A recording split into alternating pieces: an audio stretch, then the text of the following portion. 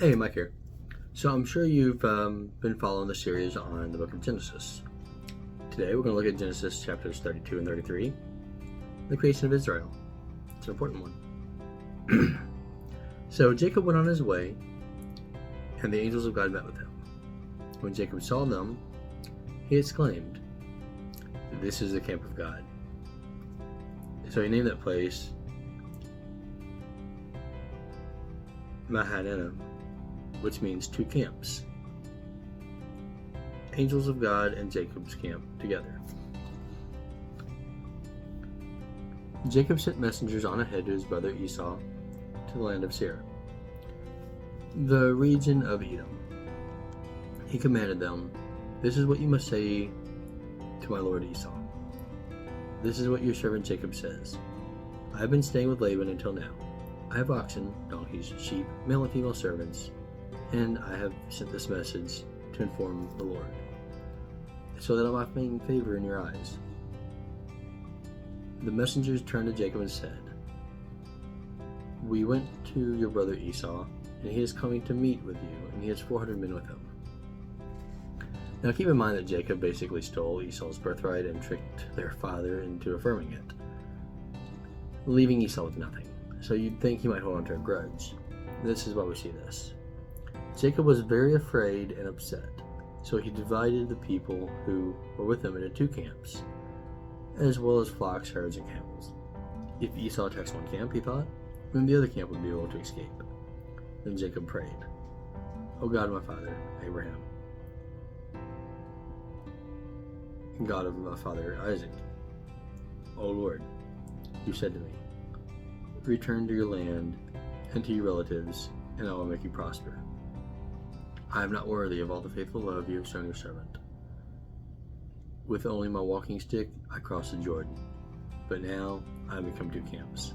Rescue me, I pray, from the hand of my brother Esau, for I am afraid he will come attack me, as well as the mothers of their children.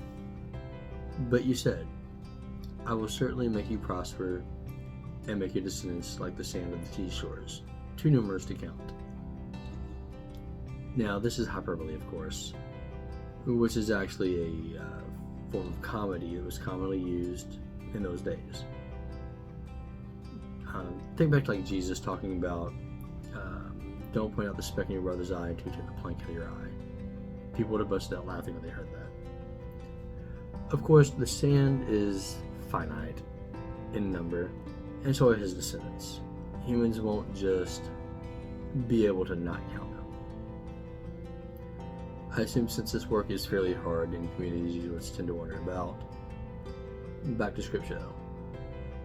Jacob stayed there all night, and then he sent a gift to his brother Esau, 200 female goats and 20 male goats, 200 ewe lambs and 20 rams, 30 female camels and their young, 40 cows and 10 bulls, and 20 female donkeys and 10 male donkeys. He entrusted them his servants, who divided them into herds. This is to appease them, a sort of peace offering.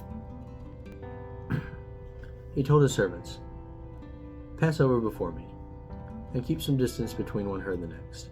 He instructed the servant leading the first herd. "When my brother Esau meets you and asks, 'To whom do you belong?' Where are you going?' Those herds are driving." "Whose herds are you driving to me?" Then you must say, 'They belong to your servant Jacob.'" The "your servant" was a sign of submission and respect. "They have been sent to you as a gift, my lord Esau." Of course, the term "lord" here essentially meant master or head of the household. It didn't have the same context that it did now. He continues, "In fact, Jacob himself is behind us."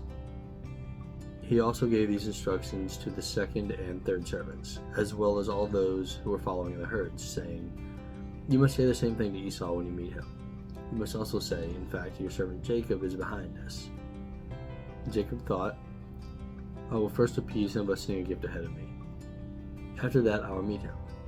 Perhaps he will accept me then." So the gifts were sent ahead of him, and he spent the night there in the camp. During the night, Jacob quickly took his 2 wives, his female servants, and 11 sons and crossed the ford of Jabbok. He took them and sent them across the stream, along with all their possessions.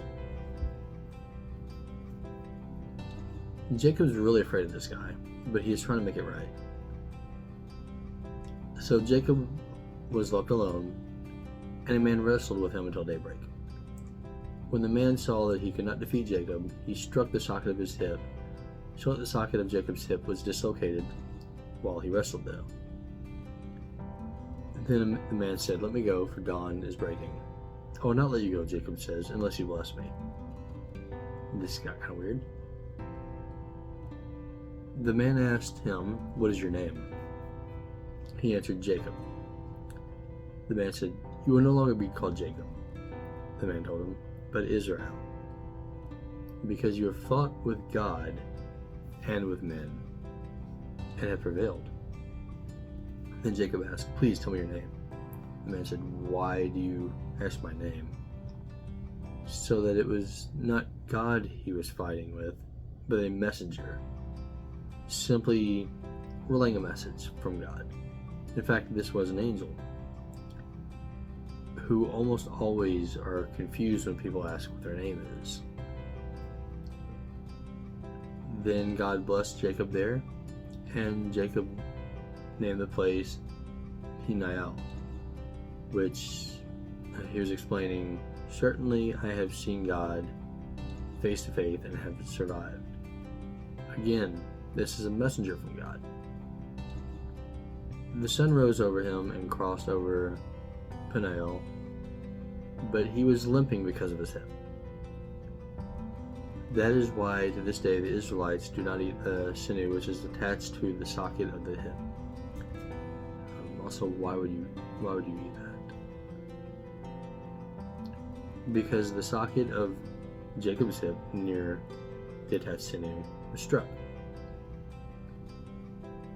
So yeah, the ancient and some modern Jews have a lot of these types of customs based on history, which is really not serving any real physical purpose, but is there to remind you of an important lesson from history.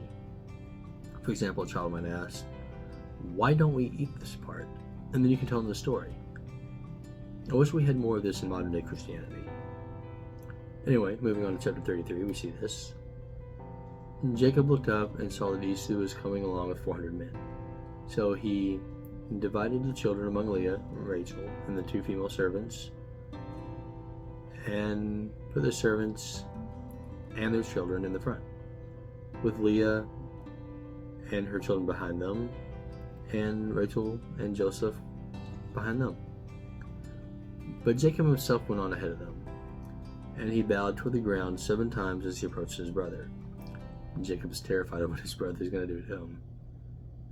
But let's see what he does. But Esau ran to meet him, embraced him, hugged his neck, and kissed him. Then they both wept. When Esau looked up and saw the women and children, he asked, "Who are these people with you?" Jacob replied, "The children whom God have graciously given your servant." The female servants came forward with their children and bowed down. So Leah came forward with her children and they bowed down. Finally, Joseph and Rachel came forward and bowed down. Sounds like a great reunion. Esau then asked, "What do you intend by sending all these herds to meet me?" Jacob replied, "To find favor in your sight, my lord." But Esau said, "I have plenty, my brother. Keep what belongs to you." "No, take them," Jacob said. "If I have found favor in your sight, accept my gift from my hand. Then I have seen your face, and you have accepted me. It is as if I have seen the face of God.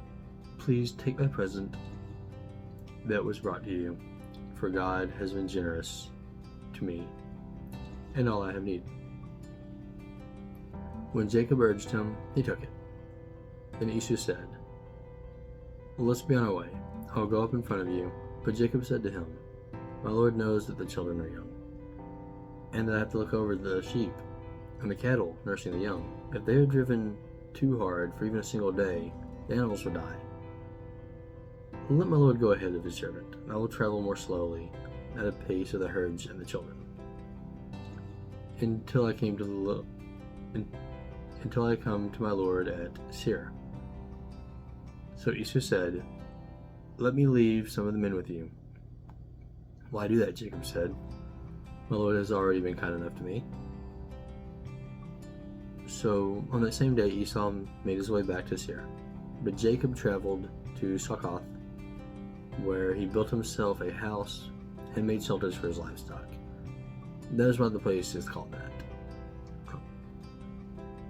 After he met with after he left Padan Aram, Jacob came safely to the city of Shechem in the land of Canaan,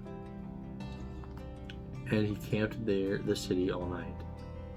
Then he purchased a portion of the field which had been his tent, and he brought it from the sons of Hamor, Shechem's father, for 100 pieces of their currency. There he set up an altar and called it, "The God of Israel is God." I don't have any more to add to that. The God of Israel is God. That is a great place to end this video. However, for any parents watching this, the next video in this series will hold some more mature content. Nothing too bad, but you should probably read ahead the next couple chapters of Genesis to find out more. If you have children following this channel, use some caution there. Well, that's all I got. I hope you enjoyed the video. Like and subscribe if you want to see more in this series. And let me know down in the comments if you're liking this series. That's all I've got. Have a blessed day.